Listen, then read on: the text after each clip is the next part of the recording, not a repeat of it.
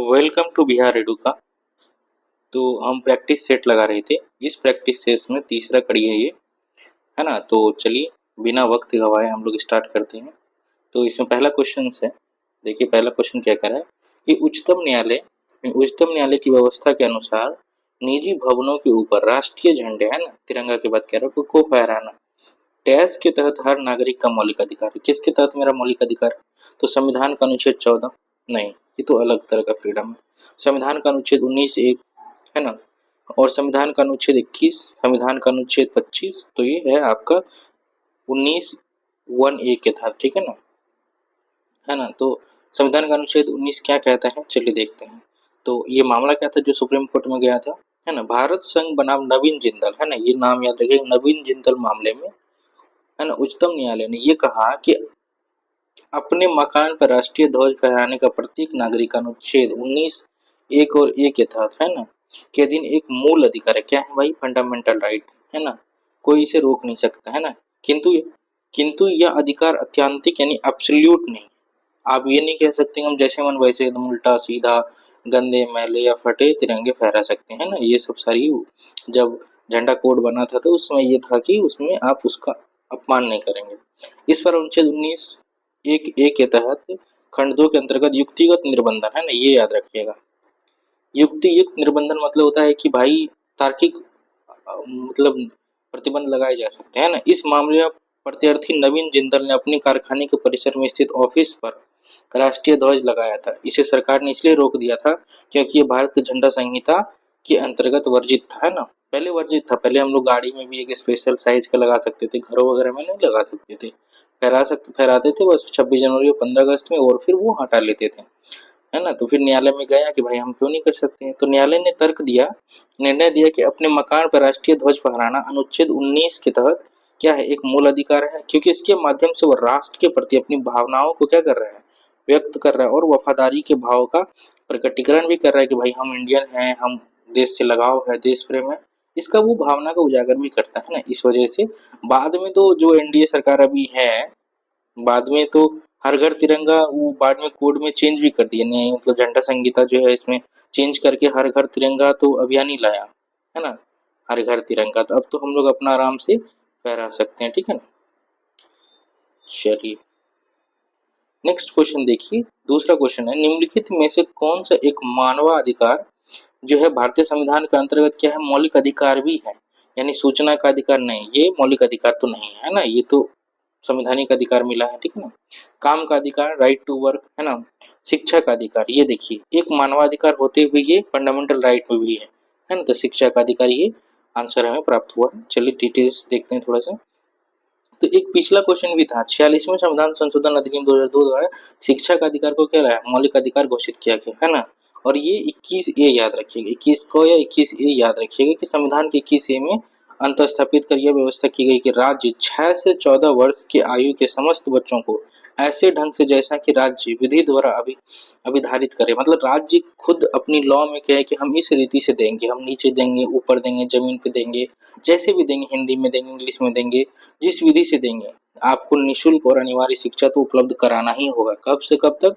6 से लेकर 14 वर्ष तक, है ना। उपरोक्त प्रावधानों के परिपालन हेतु निःशुल्क एवं अनिवार्य शिक्षा विधेयक 2009 को संसद में क्या हुआ, पारित किया गया, और 2009 को मंजूरी प्राप्त करने के बाद 1 अप्रैल 2010 से क्या लागू हो गया है। पिछला यही क्वेश्चन था कि कब से लागू हुआ था शिक्षा का अधिकार अधिनियम, तो याद रखिएगा 1 अप्रैल 2010, है ना। डेट वगैरह यूपीएससी वगैरह बहुत पसंद करता है, तो भाई हम क्यों ना उस पर फोकस करें जो पसंद करता है ना। चलिए अच्छा, ये जो पीडीएफ है वो आपको इस टेलीग्राम चैनल पे मिल जाएगा, ठीक है ना। तो टेलीग्राम चैनल पे आप ज्वाइन कर सकते हैं।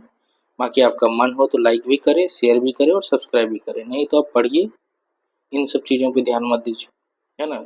आजकल जो है ना यूट्यूब पर क्या हुआ है कि टीचर का गरिमा इतना गिर गया है कि वो आदमी मेहनत कर रहा है, पढ़ा रहा है, अपने ज्ञान साझा कर रहा है, तब भी उसे एक क्या कह सकते हैं, शब्द बहुत ही खराब है लेकिन बोल ही देता हूँ, भिखारी की तरह ये, मतलब लाइक सब्सक्राइब देखिए देखिए, मैं ये नहीं सब नहीं करने वाला है। अगर आपको लगता है कि हाँ चैनल अच्छा है, इंसान सच्चे हैं, हमारा कोई काम का है, तो देखिए पूरा, लाइक भी कीजिए, सब्सक्राइब भी कीजिए, उससे जरूर हमें कुछ मोटिवेशन वगैरह मिल जाएगा, है ना, और करने की इच्छा, है ना। कोई आदमी कुछ बिना पारितोषिक के तो कुछ कर नहीं सकता ना। हमारे लिए तो लाइक शेयर और सब्सक्राइब ही पारितोषिक होगा, लेकिन मैं हर वीडियो में हर इस तरह से मैं रिक्वेस्ट करने वाला नहीं हूँ, ठीक है ना। तो मन हो तो करिए, नहीं तो चलता रहेगा। ये मेरी ये हॉबी है पढ़ाना, है ना। दूसरा है इनका जो भी इससे बेनिफिट मिल जाएगा वो अलग बात है, लेकिन मेरा ये हॉबी है कि पढ़ाना। हमें जो आता है आपको भी आना चाहिए, यही उद्देश्य से ये चैनल शुरू हुआ है। इसमें आप जितना साथ दे सकते हैं दीजिए। चलिए नेक्स्ट क्वेश्चन, आपका तीसरा क्वेश्चन देखिए। भारत के संविधान का निम्नलिखित में से कौन सा अनुच्छेद प्रेस की स्वतंत्रता से संबंधित है ना। अच्छा, एक चीज याद रखिए, संविधान में प्रेस की स्वतंत्रता से मतलब कोई मतलब इस शीर्षक से कहीं पे कोई बात करने क्या क्या है। लेकिन जब सुप्रीम कोर्ट में मामला गया तो वो कहा कि भाई ये बात नहीं है, ये जो है आपका ये अनुच्छेद 19 के तहत ही आएगा। क्यों? क्योंकि जो है आपका निजता का अधिकार या जानने का अधिकार, ये आपका इसी के वाक और अभिव्यक्ति की स्वतंत्रता जो है इसी के अंतर्गत आएगा कि आप जो है अभिव्यक्त करना चाह रहे हैं कोई चीज, तो आप इसी के अंदर प्रेस को रखा गया है ना। तो भारतीय संविधान में प्रेस के लिए स्वतंत्रता का उल्लेख अलग से नहीं किया गया है, बल्कि वाक एवं अभिव्यक्ति की स्वतंत्रता में अनुच्छेद 19 एक के अंतर्गत प्रेस की स्वतंत्रता भी समाहित है। अनुच्छेद 21 का संबंध जीवन और व्यक्तिगत स्वतंत्रता के संरक्षण से है। व्यक्तिगत जीवन और व्यक्तिगत समझे, बिना लॉ के आपसे कोई आपको मार नहीं सकता या आपके साथ दुर्व्यवहार नहीं कर सकता है ना, इस तरह से। और अनुच्छेद 22 है कुछ मामलों में गिरफ्तारी और निरोध से संरक्षण। कुछ मामले क्यों लिखा हुआ है? ऐसे तो हर मामले में ही संरक्षण है भाई, कि बिना वारंट के आपको हम गिरफ्तार नहीं कर सकते, बिना वारंट के। कुछ मामले में बिना वारंट के भी कर सकते हैं, अगर आप पे कोई संघीय अपराध यानी कॉन्जेनिबल ऑफेंस लग जाता है, दहेज या इस तरह के डोमेस्टिक वायलेंस वगैरह का, तो बिना वारंट को भी आपको गिरफ्तार कर सकते हैं, है ना। उसके बाद गिरफ्तार करने के बाद 24 घंटे में आपको क्या है कि अदालत में पेश करना है। तो कुछ मामले में ये जैसे निरोध निरोध गिरफ्तारी होता है ना, प्रतिबंधकारी, तो उसमें ये इन सबसे छूट मिलता है ना। तो हर चीज तो 22 याद रखिएगा, तो 19 है ना, और 21 और 22 ये 3 आर्टिकल भी पढ़े। ऐसे ही आपका जो है ज्ञान कोश में ये बढ़ता चला जाएगा, है ना। जब जो जो चीज का मतलब जिस समय जिस जिस चीज का चर्चा होगा उस समय उस चीज को हम लोग डील करते जाएंगे, ठीक है। चलिए नेक्स्ट क्वेश्चन देखिए। नेक्स्ट चौथा क्वेश्चन है, भारत के संविधान का कौन सा अनुच्छेद देवनागरी लिपि में हिंदी को संघ के सरकारी भाषा के रूप में मान्यता देता है। तो ये है आपका 343, आर्टिकल कितना है 343, 343 है ना। देखते हैं इसका डिटेल्स में थोड़ा सा जानते हैं क्या भाई है। संविधान का अनुच्छेद 343 एक के अनुसार भारतीय संघ की राजभाषा, भारतीय संघ मतलब सेंट्रल गवर्नमेंट की भाषा, राजभाषा हिंदी एवं लिपि देवनागरी है तथा संघ के राजकीय प्रयोजनों के लिए प्रयुक्त अंकों का रूप भारतीय अंकों का अंतरराष्ट्रीय रूप होगा, यानी 1 2 3 ये वाला होगा। जैसे कि वो वाला नहीं होगा कि जैसे इस तरह से एक होता था, दो इस तरह से अजीब होंगे। हिंदी तो हमें नहीं आती, हिंदी पर क्योंकि हम संविधान दिया हुआ है तो हमने बचपन से यही पढ़ा है, लेकिन वो भी आना ही चाहिए। कुछ कुछ बुक्स अगर मूल हिंदी में पढ़ना होता तो थोड़ी समस्या आ जाती है, आइडिया लगा, लेकिन लग जाता है वो, है ना। जैसे चार उसमें ऐसे लिखा जाता है, इस तरह से, इसी तरह से कुछ कुछ। चलिए नेक्स्ट क्वेश्चन है पांचवा, भारतीय संविधान का कौन सा अनुच्छेद संवैधानिक प्रावधानों की संघीय संसद राज्य विधान पालिकाओं द्वारा, है ना, विधानसभाओं होना चाहिए, विधान पालिकाओं द्वारा बनाए गए नियमों कानूनों पर प्राथमिकता प्रदान करता है। यानी ऐसा कौन सा आर्टिकल है जो कि राज्य के कानून पर जो है वो प्राथमिकता दे सकता है, संघीय कानून। तो ये 245 है ना। देखिए 13 क्या है ना, 12 में है कि आपका राज्य का परिभाषा है। चलिए एक बार फिर देखें, भाग 3 एक बार ठीक से देख लेते हैं। भाग 3 आर्टिकल जो है आपका 12 से लेकर 35 तक, है ना। ये मौलिक अधिकार यानी फंडामेंटल जो है राइट से एफआर से रिलेटेड है, ठीक है ना। तो उन्हीं कड़ी में 12 जो आर्टिकल नंबर 12 है वो कहता है कि राज्य, है ना, किसकी मतलब ये देखो फंडामेंटल किसके विरुद्ध दिया हुआ है, व्यक्ति और राज्य के विरुद्ध। तो भाई राज्य का परिभाषा तो दोगे तभी तो समझेंगे कि क्या कहते हो, राज्य किसको बोलते हैं क्या है। तो 12 में राज्य का परिभाषा है, और इसके बाद बोलता है कि राज्य जो लॉ बनाएगा, तो भाई वो किस में आएगा, तो भाई 13 में, है ना। तो ये दो आर्टिकल क्यों इंपॉर्टेंट है कि इसमें राज्य का परिभाषा, इसमें लॉ का परिभाषा है ना। जब फंडामेंटल राइट वगैरह पढ़ेंगे कभी, अगर पॉलिटी का सीरीज शुरू करेंगे तो वहां से ठीक से अच्छे से पढ़ाए, है ना। तो ये देखिए, ये तो काट दीजिएगा एग्जाम हॉल में कि भाई ये तो कोई बात ही नहीं है। 32 भी ये मौलिक अधिकार से संबंधित है, और ये 326 काफी दूर है। जब सेंटर स्टेट डिसीजन पढ़िएगा तो ये हो जाएगा। हाँ हेलो, हाँ नहीं, हाँ आलोक कैसे कर दिया? सॉरी, थोड़ा सा वो कॉल आ गया था। तो चलिए, तो 245 के बारे में देखिए, है ना। अनुच्छेद 245 से 255 में संघ और राज्यों के बीच विधायी शक्ति, यानी समझे, विधायी शक्ति, लेजिस्लेटिव जो शक्ति है, पावर है, उनका वितरण का वर्णन है। मतलब क्या क्या तुम कर सकते हो, क्या क्या हम कर सकते हैं। हम किस क्षेत्र में लॉ बना सकते हैं, तुम किस क्षेत्र में लॉ बना सकते हो। तुम्हारा लॉ का प्रभाव क्षेत्र कितना रहेगा, हमारे लॉ का प्रभाव क्षेत्र कितना होगा, ये बातें, है ना। सेंटर स्टेट रिलेशन जो है उसमें देखिएगा। तो दोस्तों उसी उसी कड़ी में 245 के अनुसार संसद द्वारा बनाए गए कानूनों के बारे में राज्य क्षेत्रीय परिवर्तन के आधार पर आपत्ति नहीं कर सकता, है ना। कि जब सेंटर कानून बनाएगा तो राज्य को उसे लागू करना ही पड़ेगा, और वो ये नहीं कह सकता कि हम इधर लागू नहीं करेंगे, हम नहीं बनाए तो हम नहीं कर सकते, है ना। ये चीजें है, सेंटर स्टेट जब पढ़ेंगे तो वहां भी अच्छे से कर लेंगे। नेक्स्ट क्वेश्चन से, भारतीय संविधान के 8वीं अनुसूची में वर्णित क्या है तो सबको पता है कि राज्य भाषा है, 8वीं अनुसूची में भाषा के बारे में है, तो ये भाषाओं के बारे में, ठीक है ना। 8वीं अनुसूची में कितना भाषा है, अभी 22 भाषा है। तो नेक्स्ट 7वां क्वेश्चन देखिए, ग्लोबल वार्मिंग के लिए जिम्मेदार कौन सा गैस है। तो देखो मीथेन भी है लेकिन उतना नहीं है, O2 तो भाई है ही नहीं, SO2 भी है लेकिन सबसे ज्यादा जिम्मेदार कौन सा है, तो ये CO2 है ना, कार्बन डाइऑक्साइड। चलिए, ग्लोबल वार्मिंग के लिए सर्वाधिक जिम्मेदार गैस CO2 है, कार्बन डाइऑक्साइड। और जब वायुमंडल में ग्रीन हाउस गैसों का सांद्रण बढ़ जाता है तो इन गैसों द्वारा अधिक उष्मा का अवशोषण करने लगते हैं। देखिए वायुमंडल ये है, तो जो CO2 है वो क्या है कि उष्मा का अवशोषण करने लगता है। तो बहुत ज्यादा अगर CO2 हम लोग छोड़ देते हैं तो ये गैस इसी लेयर में फंस के रह जाती है। तो जो सूर्य की किरणें दिन भर में आती है वो वापस नहीं जा पाती, इसीलिए क्या होता है कि ये हम लोग ज्यादा टेम्परेचर महसूस करते हैं। इन्हीं की वजह से क्या है कि भाई बर्फ पिघलते हैं, मतलब जितने ग्लेशियर्स वगैरह हैं उनकी पिघलने की दर बढ़ जाती है, फिर वो जो है बाढ़ लाती है, फिर वो सूखा लाती है। जैसे लद्दाख वगैरह में कई नदियां सूख गई है ना, वो ग्लेशियर वो नहीं बची है क्योंकि उनकी पिघलने की दर बढ़ा दी है हमने, कार्बन डाइऑक्साइड फैला फैला के।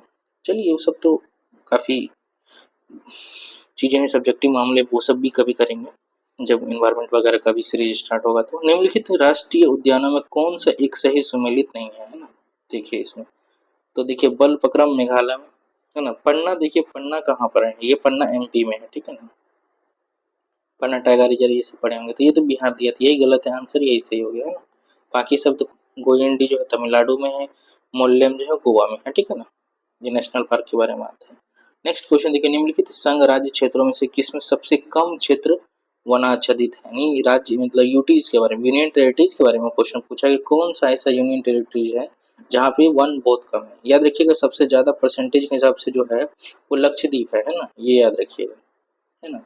अब इस क्वेश्चन के अनुसार तो चंडीगढ़ है, ठीक है ना, चंडीगढ़ में सबसे ज्यादा कम वन है। तो वन स्थिति रिपोर्ट 2021 के अनुसार केंद्र शासित प्रदेश में सबसे कम वनाच्छादित क्षेत्र चंडीगढ़ है। लक्षद्वीप में वनाच्छादित क्षेत्र 27 वर्ग किलोमीटर है, पुदुचेरी में वनाच्छादित क्षेत्र 53 वर्ग किलोमीटर है ना, दादर एवं नागर हवेली और दमन द्वीप में वनाच्छादित 227 वर्ग किलोमीटर है ना। सबसे कम है ये, लेकिन परसेंटेज देखिएगा तो ये आपका लक्षद्वीप में सबसे ज्यादा है, ठीक है ना, मतलब एरिया के अकॉर्डिंग। नेक्स्ट है, उल्टे एवं सीधे दोनों प्रकार के पारिस्थितिक पिरामिड है ना, किसमें पाए जाते हैं। संख्या का पिरामिड नहीं, जैव भार का पिरामिड हाँ इसमें पाया जाता है, ठीक है ना। तो ये देखिए जैव भार का पिरामिड प्रत्येक ट्रॉफिक स्तर पर ऊर्जा हस्तांतरण की दक्षता को दर्शाता है। यह सीधा या उल्टा हो सकता है। समुद्री पारिस्थितिक तंत्र में उल्टे जीव भार पिरामिड दिखते हैं, वही घास स्थल पारिस्थितिक तंत्र में जीव भार का पिरामिड सीधा दिखता है। सीधा और उल्टा क्या है देख लीजिए ऐसे करके। तो ये सीधा हो गया, है ना।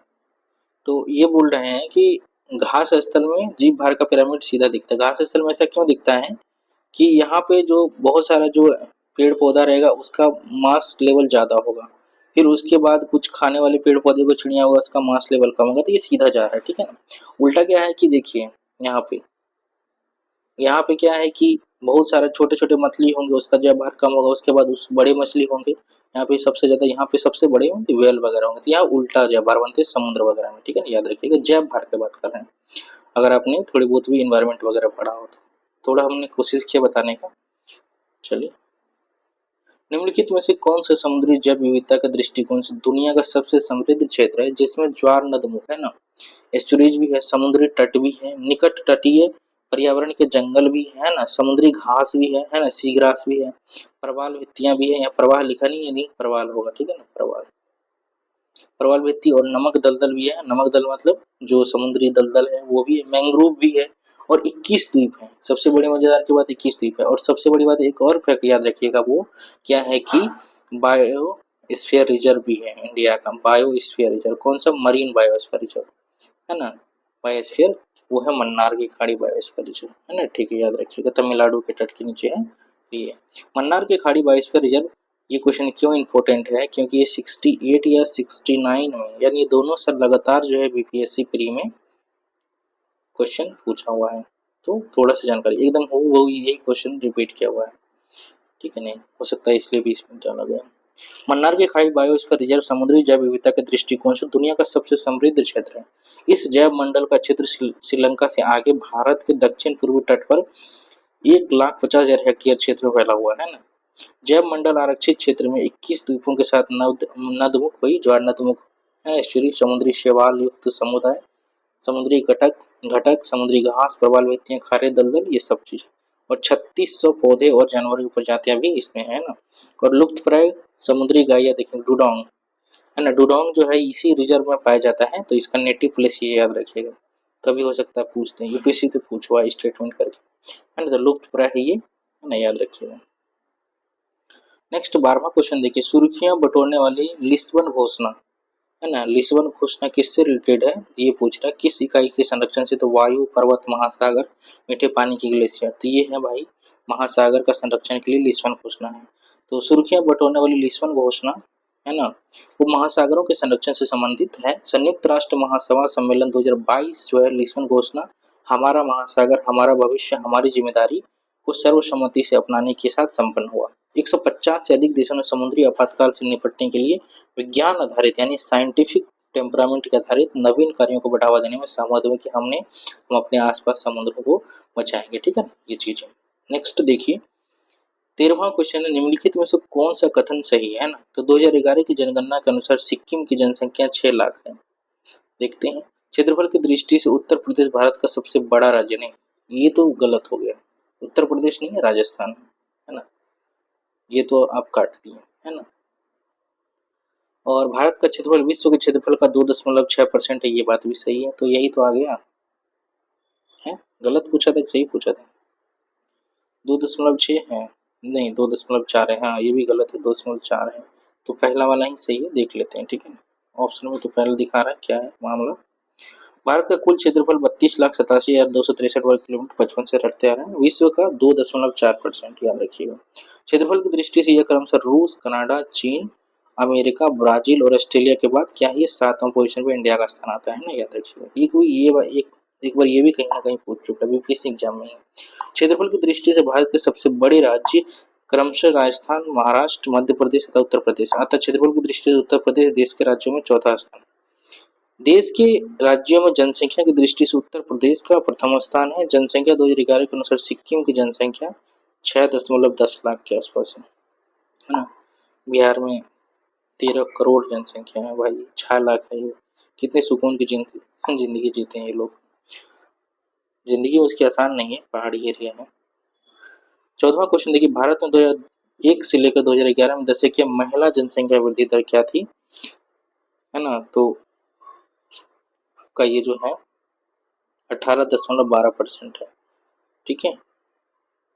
जनसंख्या 2011 के अनुसार भारत में 2001 से 2011 में दशकीय महिला जनसंख्या वृद्धि दर 18.12% थी।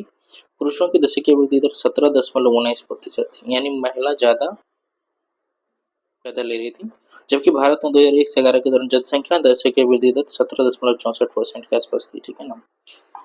तो ये ओवरऑल यही था। कुल जनसंख्या एवं कुल क्षेत्रफल के अनुपात को क्या कहते हैं, तो जनसंख्या घनत्व कहते हैं, देख लीजिए जनसंख्या घनत्व कहाँ पे है, यहाँ पे है ऑप्शन में, है ना। तो 15वां का सी ऑप्शन है, कुल जनसंख्या और कुल क्षेत्रफल के अनुपात को जनसंख्या घनत्व कहते हैं। जनसंख्या घनत्व प्रति वर्ग किलोमीटर के आधार पर ही व्यक्त किया जाता है, याद रखिएगा। सबसे ज्यादा किसका है, तो बिहार का ही है शायद, बिहार का ही 1100 समथिंग कुछ, ठीक है, अब एग्जैक्ट डाटा याद नहीं है, याद रखिए बिहार का ही जनसंख्या घनत्व सबसे ज्यादा है। 16 इंग्लैंड में स्थित पिनाइन नामक पर्वत श्रेणी के विस्तार की दिशा क्या है? कौन सी दिशा में है पिनाइन? कहाँ पे? इंग्लैंड में। उत्तर पूर्व से दक्षिण पश्चिम, उत्तर पश्चिम से दक्षिण पूर्व, उत्तर से दक्षिण, है ना? तो ये सीधा इस तरह से है, ठीक है। तो पेनाइन्स पर्वत श्रेणी का विस्तार उत्तर से दक्षिण की ओर है। याद रखिए पेनाइन्स पर्वत श्रेणी कहाँ पे है? यूपीएससी अभी में पीएससी हाल ही में एक ऐसा एएसओ में पूछा था, है ना, हम लोग सुने ही नहीं थे। वो यूरोप में था एक पर्वत श्रेणी और बड़ा फेमस था, लेकिन जो है कि हमें याद नहीं था तो हमने उसे नहीं कर पाया। तो इस तरह से केवल नाम भी अगर आपको याद रहता है, पेनाइन्स पर्वत श्रेणी कहाँ है तो इंग्लैंड में। यह उत्तर पश्चिम इंग्लैंड को यॉर्कशायर और उत्तर पूर्वी इंग्लैंड से अलग करती है। पेनाइन्स पर्वत श्रेणी को इंग्लैंड की रीड कहा जाता है। रीड क्यों कहा जाता है? क्योंकि इसमें हो सकता है कि आयरन ओर वगैरह निकलता होगा, इस वजह से रीड कहते हैं। नेक्स्ट 17वां क्वेश्चन देखिए, निम्नलिखित में से कौन सा जंगल झाड़ी दावानल भूमध्य सागरीय जलवायु के प्रकार का नहीं है? दावानल मतलब होता है दलदल वाला, है ना। भूमध्य सागरीय जलवायु के प्रकार नहीं है, जैसे कैलिफोर्निया हो सकता है, विक्टोरिया हो सकता है, तुर्की हो सकता है। ये देखो साइबेरिया हो सकता है क्या? ये बोल रहा है दावानल भूमध्य सागरीय। भूमध्य सागरीय तो भाई ये इक्वेटर के आसपास वाला एरिया है, और ये देखो साइबेरिया तो एकदम आर्कटिक वगैरह वाला एरिया, मतलब ध्रुवीय मामला है। तो डी आंसर है, नहीं है पूछा, बाकी ये सब है ना। तो कई बार आपका कॉमन सेंस काम कर जाता है, आंसर टिक हो जाते हैं। साइबेरिया भूमध्य सागरीय जलवायु क्षेत्र में नहीं आता, बल्कि ध्रुवीय जलवायु प्रदेश में है। भूमध्य सागरीय प्रदेश का विस्तार तुर्की में है, मिस्र में मतलब इजिप्ट में है, इसराइल, दक्षिणी अफ्रीकी क्षेत्र, चिली, कैलिफोर्निया और दक्षिणी ऑस्ट्रेलियाई भागों तक इसका विस्तार है, ठीक है ना, याद रखिएगा ये चीजें। नेक्स्ट क्वेश्चन 8, निम्नलिखित में से कौन सा एक क्षेत्र भूमध्य सागरीय प्रकार की जलवायु का नहीं है ना? ये देखो भूमध्य सागरीय जलवायु प्रकार की जलवायु नहीं है। मध्य कैलिफोर्निया, उत्तरी न्यूजीलैंड, मध्य चिली, अफ्रीका का दक्षिणी छोर। तो ये दूसरा उत्तरी न्यूजीलैंड नहीं है, आंसर ये सही है।